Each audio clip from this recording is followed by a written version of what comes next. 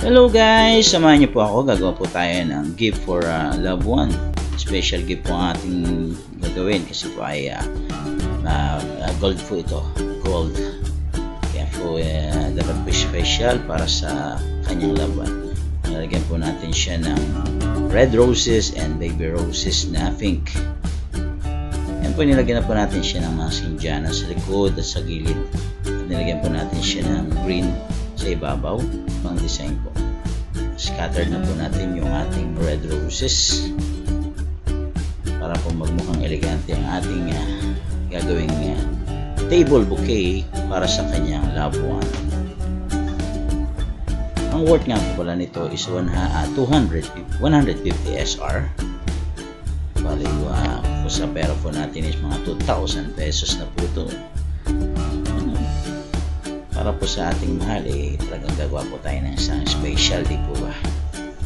Yan po, samahan niyo po ako at sana po may mapulot kayong konting idea sa aking gagawin. Yan po, kinalat lang po natin ang ating roses. In-style lang po natin siya ng triangle shape magkabila.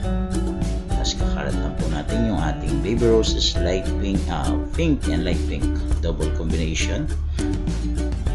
Na-scatter na po natin yan ay nakita po natin kung gaano na yung ganda ng ating design. I hope po ay nagustuhan niyo po ang aking simple and elegant way of making flower. Hirap talaga mag-voice over po. Sapilitan lang para matuto. Nag-enjoy naman po tayo sa ating ginagawa. Yun naman po dapat ang mahalaga, di po ba? Mag-enjoy tayo at libangin ang ating sarili habang tayo malayo sa ating pamilya. Yun lamang po ang ating kayang gawin para po maibsan ang ating lumbay at lungkot, lalo na ngayong malapit na naman ang Pasko na malayo na naman tayo sa ating mahal sa buhay. Buti na nga lang po ay meron tayong video call, messenger na pwedeng gamitin para matawagan ang ating mga mahal sa buhay.